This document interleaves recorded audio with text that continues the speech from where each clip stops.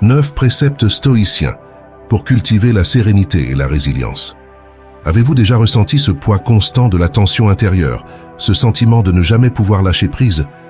Peut-être vous accrochez-vous à des pensées, des peurs ou des regrets qui vous empêchent de vivre pleinement votre vie. Cette incapacité à lâcher prise peut être à l'origine d'une immense souffrance qui se traduit par du stress, de l'anxiété et des douleurs physiques. Ces chaînes invisibles vous retiennent, mais il est possible de les briser. Imaginez-vous libéré de ce fardeau, capable d'affronter les défis de la vie avec calme et clarté. Combien de fois vous êtes-vous retrouvé piégé dans vos propres pensées, incapable de trouver la paix? Le manque de lâcher-prise ne vous prive pas seulement de votre sérénité, il affecte également vos relations, votre santé et votre bien-être en général. Il s'agit d'une lutte constante contre des pensées et des émotions qui semblent incontrôlables. Dans cette vidéo, nous allons explorer comment le stoïcisme peut vous aider à lâcher prise et à retrouver votre paix intérieure. En adoptant les enseignements de Marc Aurèle, Épictète et Sénèque, vous découvrirez des techniques pratiques pour gérer les pensées négatives, développer la résilience émotionnelle et pratiquer une réflexion quotidienne pour maintenir votre tranquillité d'esprit. Il ne s'agit pas de simples théories, mais d'outils concrets que vous pouvez appliquer dès aujourd'hui. Pourquoi devez-vous absolument regarder cette vidéo jusqu'au bout? Parce que chaque minute est conçue pour vous guider vers un état de sérénité et de résilience. Vous apprendrez comment transformer les épreuves en opportunités de croissance et comment chaque obstacle peut devenir un tremplin vers une vie plus épanouie. Ce voyage vers la sérénité stoïcienne peut véritablement transformer votre vie. Alors, êtes-vous prêt à lâcher prise et à vivre pleinement chaque instant? Rejoignez-nous pour découvrir des enseignements qui peuvent changer votre vie. Si vous appréciez notre chaîne, laissez un like, abonnez-vous pour ne manquer aucune de nos futures vidéos et préparez-vous à embrasser la sérénité stoïcienne. Commençons par le premier précepte, vivre en accord avec la nature. Vous êtes-vous déjà senti en décalage entre votre vie quotidienne et les cycles naturels qui vous entourent? Ce sentiment de déconnexion peut conduire au stress et à une profonde insatisfaction. En adoptant la sagesse stoïcienne de Zénon de Citium, vous pouvez réaligner votre existence sur les lois de la nature, en adoptant les cycles naturels et en vivant en harmonie avec votre environnement. Le manque de connexion avec la nature et ses rythmes peut être à l'origine d'une multitude de problèmes. Du stress chronique au sentiment de vide intérieur, cette déconnexion nous empêche de vivre pleinement et paisiblement. En comprenant et en acceptant les cycles naturels, nous pouvons mieux gérer nos attentes et nos réactions face aux événements de la vie. Zénon de Citium, fondateur du stoïcisme, prône l'importance de vivre en harmonie avec la nature. Il rappelle que la nature ne nous demande pas de changer le monde, mais de nous y adapter avec sagesse. En d'autres termes, plutôt que de lutter contre les forces naturelles, nous devons apprendre à les comprendre et à les intégrer dans notre vie quotidienne. Ce principe nous aide à accepter ce que nous ne pouvons pas changer et à concentrer nos efforts sur ce que nous pouvons changer. Prenons l'exemple de l'influence des saisons sur notre comportement. En hiver, nous pouvons nous sentir naturellement enclins à ralentir et à réfléchir davantage, tandis que l'été nous invite à être plus actifs et sociables. En suivant ces rythmes naturels, nous respectons notre propre biologie et trouvons un équilibre plus harmonieux dans notre vie. Cléante d'Assos, disciple de Zénon, soulignait également que vivre en harmonie avec la nature, c'est vivre selon notre vraie nature, avec vertu et raison. Pour appliquer ce précepte à votre vie quotidienne, commencez par observer les cycles naturels qui vous entourent et adaptez votre routine en conséquence. Par exemple, levez-vous avec le soleil et reposez-vous à la tombée de la nuit. En intégrant à votre emploi du temps des moments de contemplation et de connexion avec la nature, vous pouvez trouver une plus grande paix intérieure et une meilleure résilience. Explorons maintenant le deuxième précepte. Cultivez la vertu comme le bien suprême. Avez-vous déjà eu l'impression que, malgré tous vos efforts pour trouver le bonheur, il vous manquait toujours quelque chose? Ce sentiment d'incomplétude est souvent le résultat d'une recherche de satisfaction dans des plaisirs éphémères, plutôt que dans des valeurs durables. Sénèque, sage stoïcien, nous enseigne que la véritable clé du bonheur réside dans la vertu, la sagesse, le courage la justice et la tempérance. L'absence de vertu peut conduire à une vie de désordre et de mécontentement. La poursuite incessante des plaisirs immédiats et la peur des jugements extérieurs peuvent nous éloigner de notre vraie nature, nous laissant vides et insatisfaits. Sénèque affirme que c'est en cultivant ces vertus que nous pouvons atteindre un état de bonheur profond et durable, indépendant des circonstances extérieures. Dans ses écrits, Sénèque déclare « La vertu est le seul bien véritable, tout le reste est indifférent ». Il souligne que les possessions matérielles, le succès mondain et les plaisirs fugaces ne peuvent jamais apporter de satisfaction durable. La vertu, en revanche, est constante et nous guide vers une vie d'intégrité et de sens. En cultivant la sagesse, nous apprenons à distinguer ce qui est vraiment important. Le courage nous permet de relever les défis avec détermination.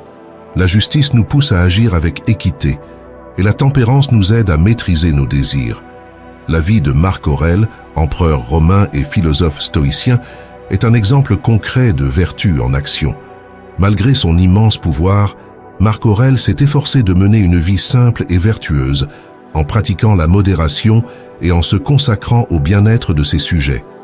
Dans ses « Pensées pour moi-même », il écrit « La vertu suffit au bonheur ». Cet attachement à la vertu lui a permis de conserver la paix de l'esprit, même dans les moments les plus difficiles de son règne. Pour appliquer ce précepte dans votre vie quotidienne, commencez par identifier les domaines dans lesquels vous pouvez pratiquer la vertu.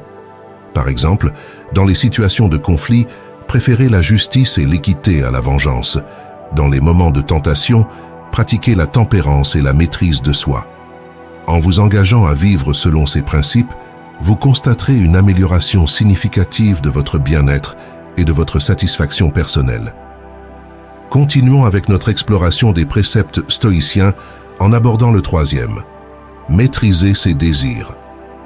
Avez-vous déjà eu l'impression que vos désirs incessants et insatiables vous empêchèrent de trouver la paix intérieure? Musonius Rufus, grand philosophe stoïcien, prône la modération des désirs pour atteindre la véritable sérénité.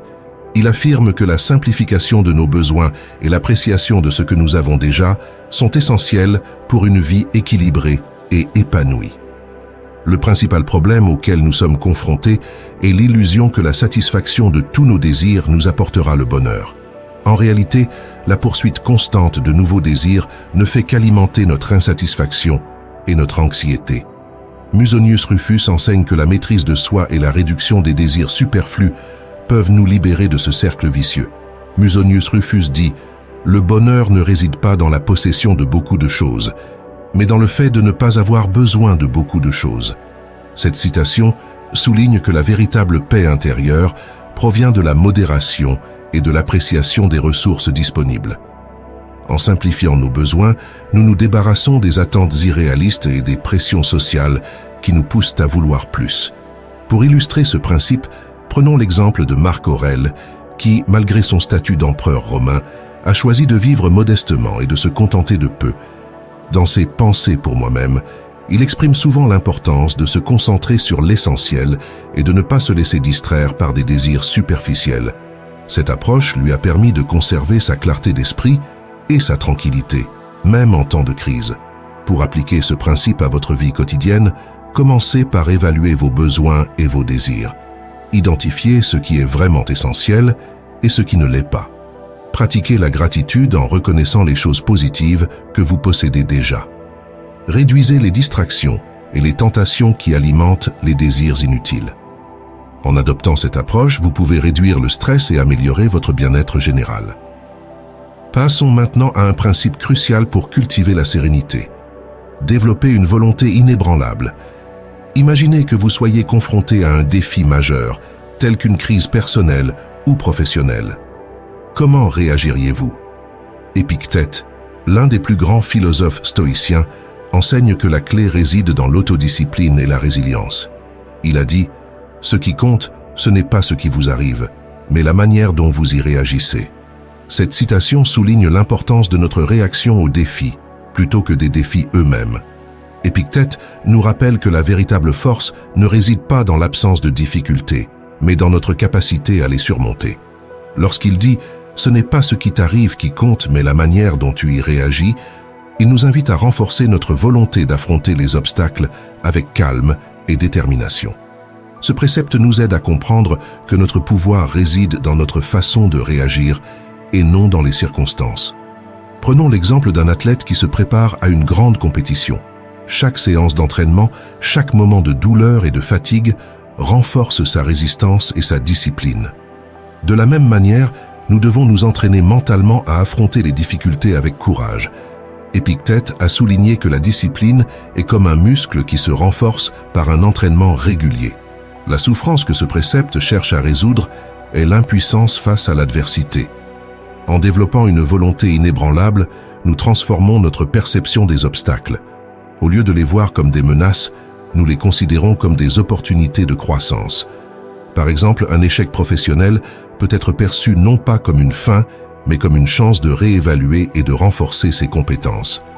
Marc Aurèle, un autre grand stoïcien, a écrit dans ses Pensées à moi-même « L'obstacle est le chemin ». Il nous encourage à considérer les obstacles non pas comme des entraves, mais comme des parties intégrantes de notre voyage vers l'amélioration de soi. Cette perspective nous permet de rester résilients et d'aborder chaque défi avec une attitude constructive. Pour appliquer ce principe, commencez par de petits défis quotidiens. Par exemple, engagez-vous à accomplir une tâche difficile chaque jour, qu'il s'agisse de surmonter une peur, d'achever un projet important ou simplement de rester calme dans une situation stressante. Chaque petite victoire renforce votre volonté et prépare votre esprit à relever des défis plus importants. En développant une volonté inébranlable, vous serez mieux équipé pour faire face aux complexités de la vie avec sérénité.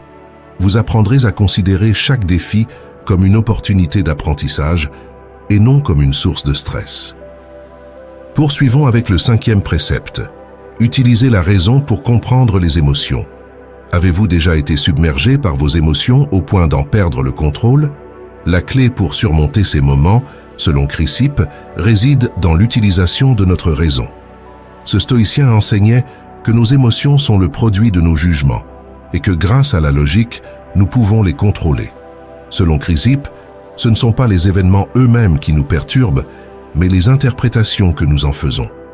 Ainsi, en changeant notre façon de voir les choses, nous pouvons conserver notre sérénité même dans les situations les plus troublantes.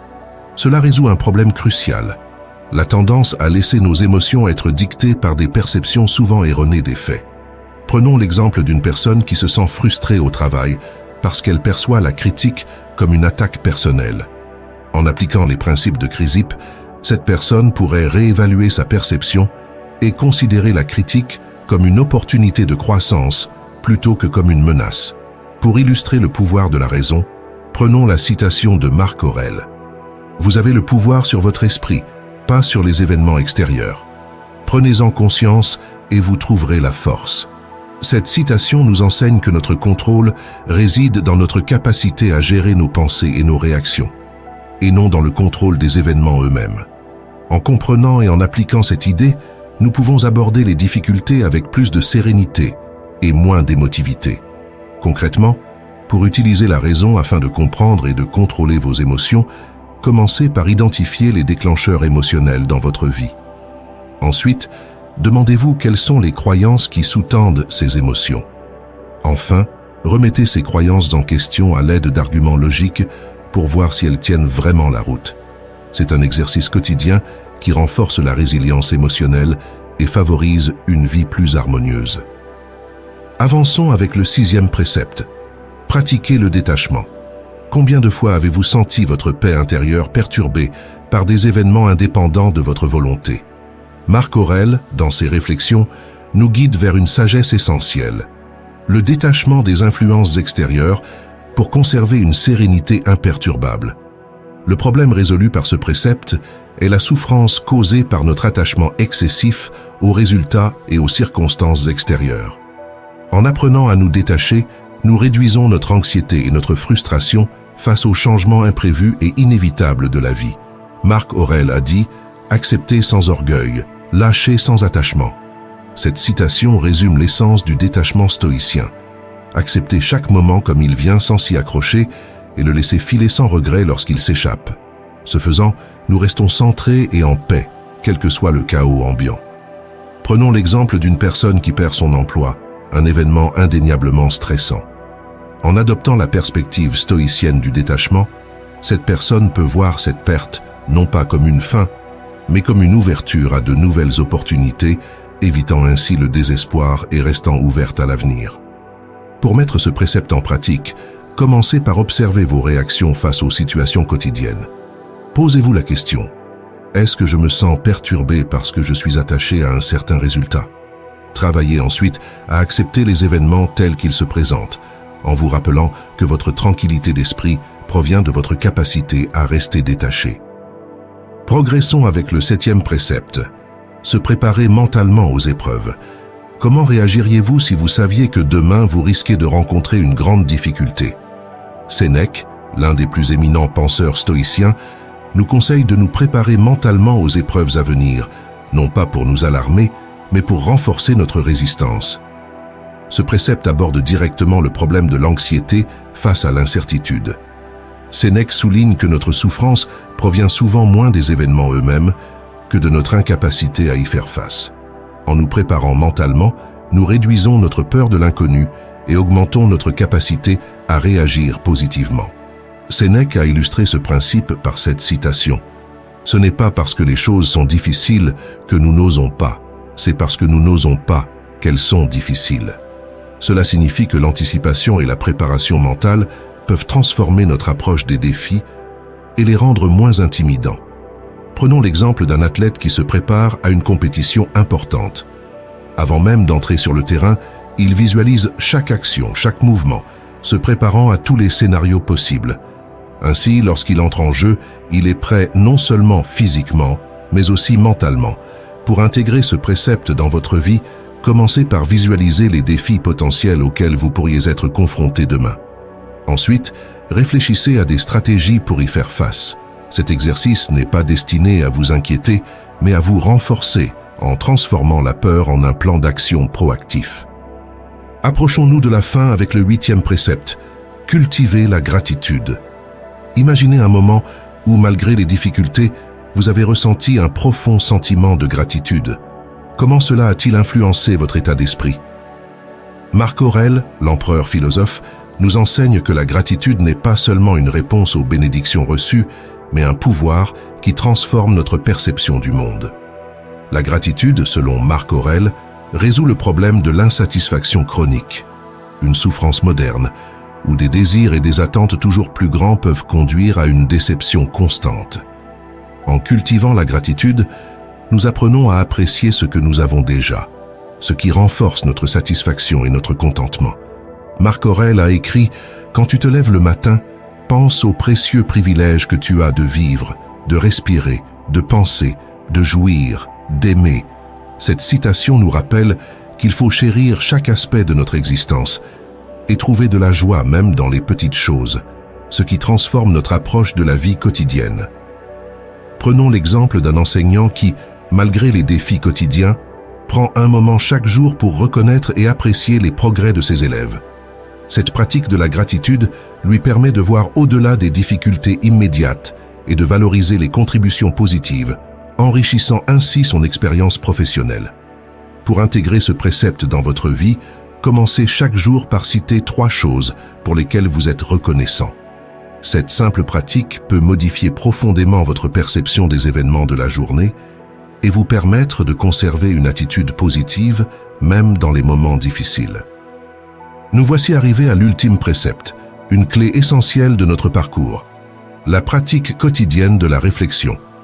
Pourquoi est-il essentiel de prendre un moment chaque jour pour réfléchir à nos actions et à nos pensées? Marc Aurèle, l'empereur philosophe stoïcien, enseignait que la réflexion quotidienne est fondamentale pour aligner constamment nos actions sur nos valeurs les plus profondes. Il affirmait que cette pratique régulière transformait notre vie, car la vie de l'homme est ce que ses pensées en font. Ce précepte répond à un défi fondamental de la condition humaine, notre tendance à agir impulsivement sans réflexion. Sans un moment consacré à la contemplation, nous risquons de laisser nos réactions automatiques et nos habitudes dicter notre vie. La réflexion quotidienne nous permet de prendre du recul, d'évaluer nos actions et de décider si elles reflètent réellement nos principes. Prenons par exemple le cas d'un médecin qui, après une longue journée, prend le temps de réfléchir à ses interactions avec ses patients. En se demandant « Ai-je vraiment écouté mes patients aujourd'hui ?» il peut reconnaître les moments où il aurait pu être plus présent et plus empathique, ce qui lui permet d'améliorer les soins qu'il prodiguera à l'avenir. Pour adopter cette pratique dans votre vie, il peut être utile de tenir un journal. Chaque soir, notez 3 choses que vous avez faites et qui correspondent à vos valeurs, et 3 choses que vous pourriez améliorer. Ce simple exercice de réflexion peut devenir une routine puissante qui favorise non seulement la prise de conscience personnelle, mais aussi l'épanouissement émotionnel et spirituel. La réflexion quotidienne peut être considérée comme une forme de méditation active dans laquelle nous nous engageons non seulement à réfléchir à ce qui a été fait, mais aussi à ressentir et à vivre consciemment chaque action. C'est un moyen de se reconnecter à nos intentions les plus profondes et de s'assurer que notre chemin reste fidèle à nos aspirations. En reconnaissant nos échecs et en célébrant nos réussites, nous cultivons une humilité essentielle au développement personnel. Cette pratique quotidienne nous apprend la patience, la persévérance et, surtout, nous aide à développer une résilience intérieure qui nous rend imperméables aux turbulences extérieures. Nous en sommes arrivés à la conclusion sur notre chemin vers la sérénité et la résilience. Chacun de ces préceptes, de la vie en harmonie avec la nature à la pratique quotidienne de la réflexion, constitue un cadre solide pour construire une vie marquée par une tranquillité et un bien-être profond. Nous avons exploré comment les enseignements de Zénon de Citium, de Sénèque et de Marc Aurèle, entre autres, peuvent être appliqués pour maîtriser nos désirs, développer une volonté inébranlable et rester détachés des perturbations extérieures.